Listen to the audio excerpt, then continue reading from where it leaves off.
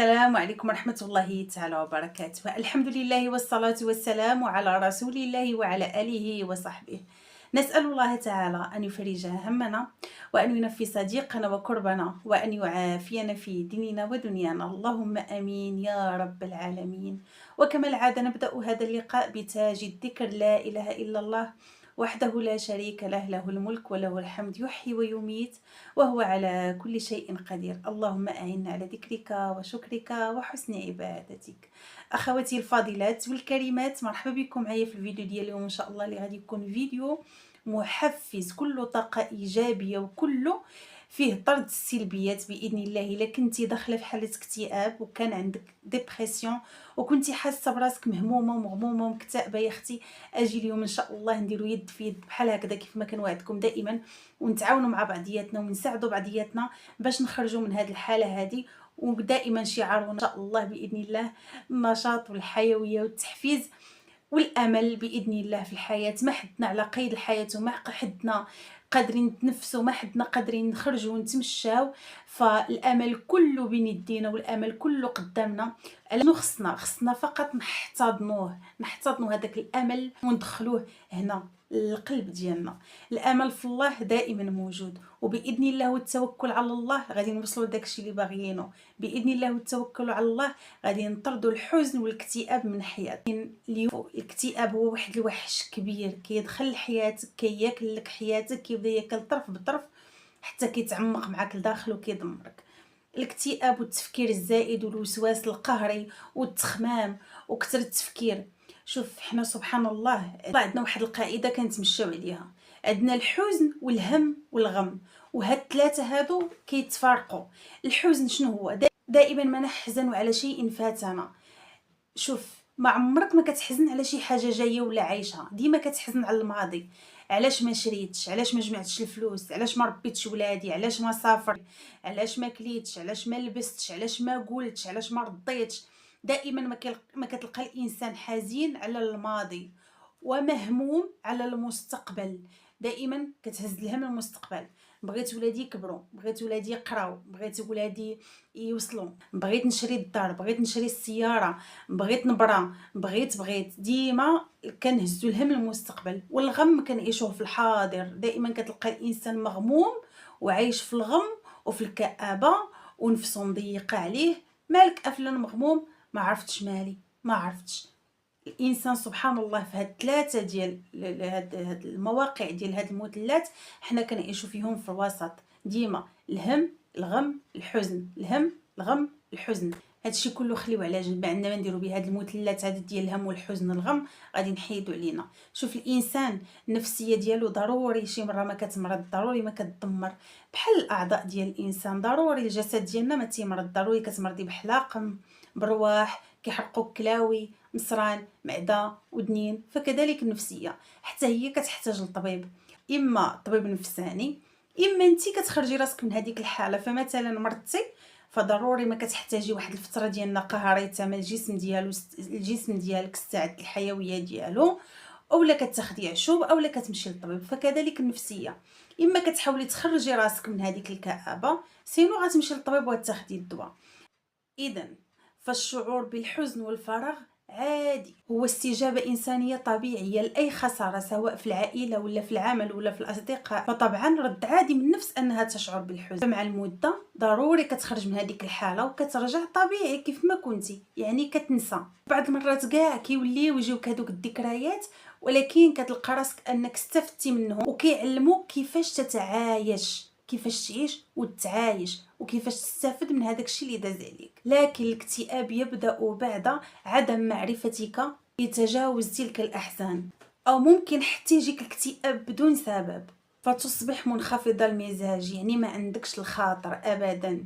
ومن علامات الاكتئاب كيكون قلة التركيز، انخفاض الطاقة، يعني ديما معكاز، ديما مريض، ديما مهلوك، ديما مسخسخ.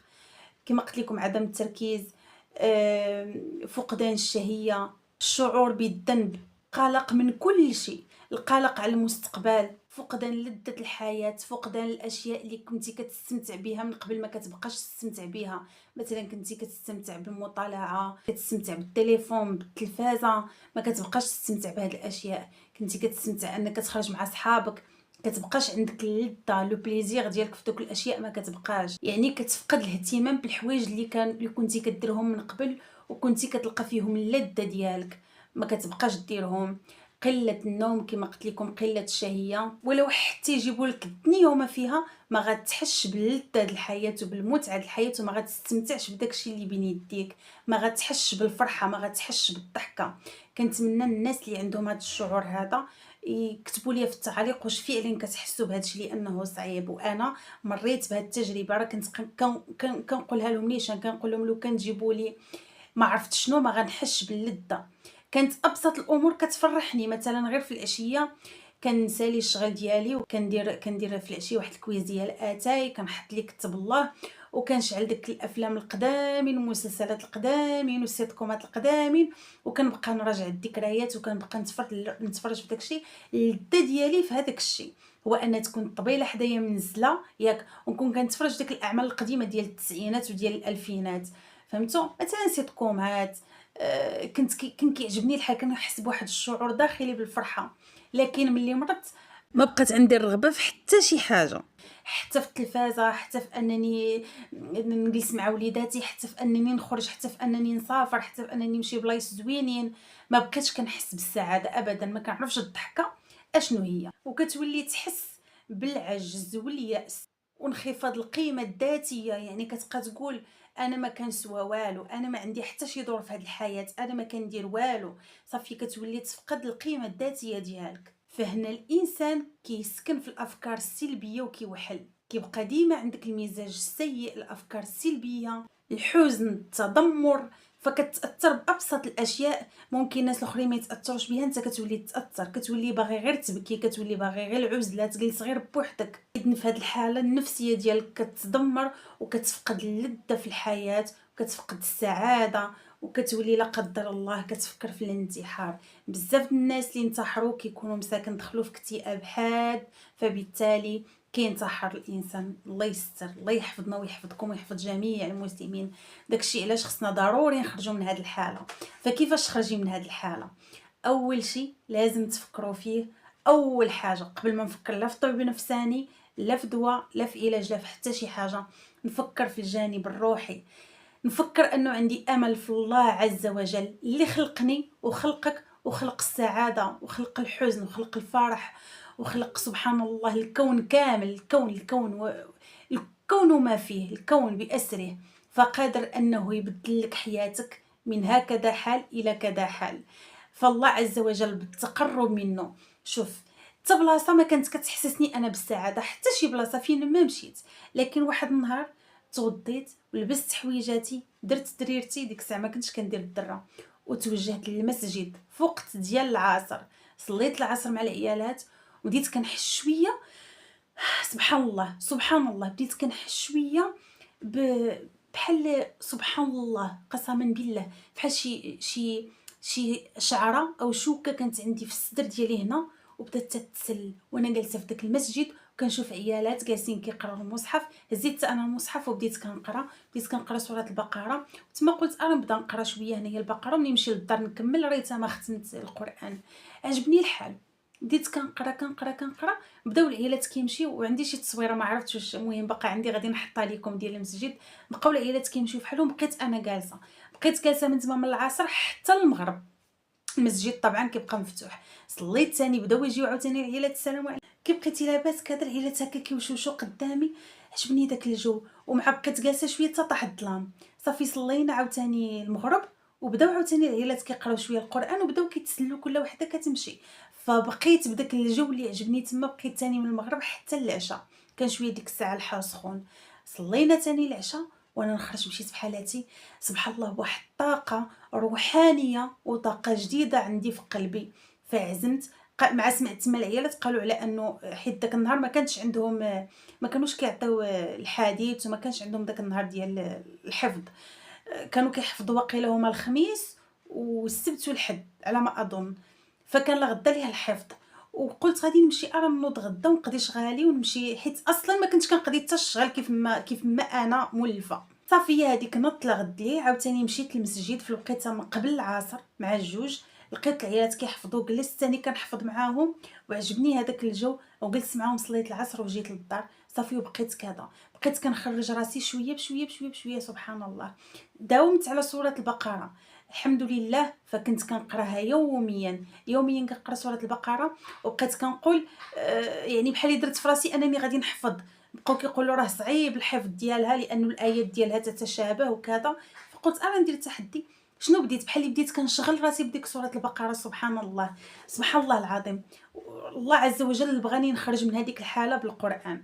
صافي بديت كنقرا شويه ديك سوره البقره، والحمد لله اللهم لك الحمد. صافي بديت كنتسلل شويه بشويه بشويه من ديك الحاله حتى ارتحيت منها. تاني بديت كنخدم شويه، بديت كنصوب، راني كنت قلتها لكم في الفيديو اللي سبق، بديت كنصوب شويه دوك لي كيش والبيتزا وتنديهم معايا وتنبيعهم وتنطلق مع عيالات وكنبيع لهم داكشي، وانا نبدا نخرج من ديك الحاله والحمد لله ارتحيت. شوف، بالنسبه لهاد الحاله انا ديالي اللي قلت لكم هذه حاله استثنائيه، بالنسبه لكم راه الوقايه افضل من العلاج. قبل ما توصلي لهاد الحاله ديال الاكتئاب وتدخلي في هاد الحاله وتدخلي انك الله يقدر الله يستر تفكري في الانتحار وكنت قلت هاد الشيء من قبل، وكما قالوا المصريين ضحكوا عليا يتريقوا عليا في لي كومونتير، وقال لك واش انت غتفكري القولون العصبي كاع غيدير لك تفكري كاع في الانتحار؟ وراه القولون العصبي كيجر معاه بزاف ديال الامور. راه القولون ممكن يجر لك الجرثومه المائده، ممكن الجرثومه كذلك دير لك القولون، الاكتئاب، الوسواس، كذا كذا كذا. انا كنت كنعس غير في الليل وكنبقى نتفكر، كنقول لا ياك ماما غادي تموت ويعيطوا لي ويقولوا لي ماك شو، كنبقى جالسه كنبكي كنبقى جالسه كنشهق كاين بوحدي ما عندي حتى شي حاجه، وهذاك الشيء كله وسواس من الشيطان. او تنقول ولدي غادي يمشي في الترونسبور وغادي تقلب به الترونسبور وغادي يموت وكذا، لا لا لا غدا صافي قلبي علمني قال لي غدا الترونسبور غتقلب، لا ولدي ما غنصيفطوش للمدرسه، لا غدا ليه كتجي الترونسبور كتعيط كلاكسوني والله ما كنصيفطو. صافي وسواس وخوف. كانت واحد المره عاوتاني كانوا لوستي وعكوزتي مسافرين وقالوا لي يلاه تسافري معانا، على اساس انني غادي نمشي وغنبدل الجو شويه وغنخرج من هذيك الحاله. شنو وقع لي؟ خرجت مشيت للمارشي، بقيت كنتلاقى مع ناس، السلام عليكم فلانه، السلام عليكم فلتانه، وانا نضرب نص في الطريق بقيت كنقول علاش هاد النهار تلاقيت الناس بزاف. صافي كنتسامح معاهم، غادي نمشي غادي نموت اللهم ما نسافرش، والله ما سافرت وموجده كلشي باش نسافر. شنو هذاك الشيء كله؟ وسواس، داك الشيء كله من الشيطان، واعوذ بالله من الشيطان الرجيم. يعني الانسان ما كتكونش عنده واحد قوه الايمان وهذيك الطيره كذلك تسمى الطيره، والطيره خايبه. والحمد لله يعني بديت نخرج راسي من هذيك الحاله شويه بشويه بشويه. فمن الاحسن بالنسبه للوقايه كما تكلم راني بقيت نعاود لكم على راسي، فالوقايه هو انك تتكلم في كل ما كيضرك، اي حاجه حسيتي بها ضرك في قلبك، اي حاجه اي واحد ضرك وقال لك شي حاجه ما عجباتكش، حاول تتكلم، حاول تهضر.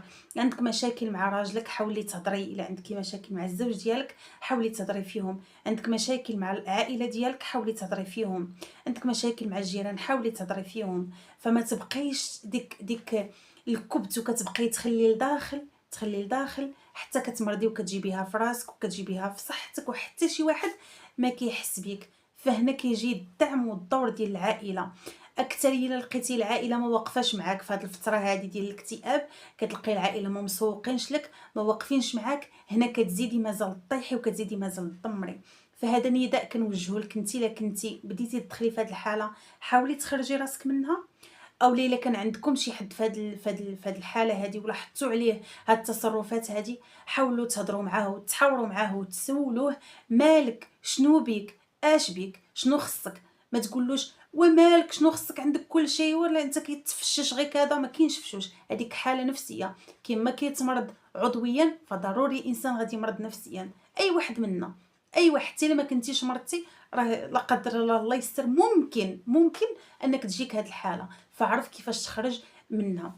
اولا كما قلت لكم حاول تقرب من الله عز وجل ويكون عندك ايمان قوي في الله ويكون عندك ثقه في الله عز وجل. قراءه القران، الاذكار، التضرع، الدعاء، قيام الليل، ونطلب من الله عز وجل انه يشافيني يا ربي، ما عندي حتى شي حد من غيرك يا ربي، تشافيني وتعافيني وتكون سند وعون ليا يا الله. كما قلت لكم، وحاولوا تهضروا في المواضيع اللي كتضركم. ممارسه رياضه، حاولي تخصصي واحد ولو غير ساعه، في النهار. خرجي تمشاي، جري لحداكم شي ساحه، خرجي جري فيها حداك شي لاصال، سيري لاصال باش هكذا تلاقي مع ناس وتبدلي عاوتاني ناس جداد وتهضري مع ناس جداد وتعيشي عاوتاني مع ناس جداد. فحاولي تمشي لاصال اولا خرجي الزنقه ديال الرياضه. حاولي تبقاي تعسي بكري، لان الانسان فاش كينعس معطل وكتبقاي فايقه او سهرانه حتى ل5 ولا 6 ديال الصباح وكتنوضي بكري، اولا كتنوضي معطله حتى ل 12 لوحده د النهار ل 11، كينوض فيك داك الخمول وكيتربع عندك سبحان الله واحد الطاقه سلبيه وواحد الخمول، فكتجيك ديك الحاله ديال الاكتئاب وكتدخلي فيها ما عرفتيش تخرجي منها، راكي كتبحلي.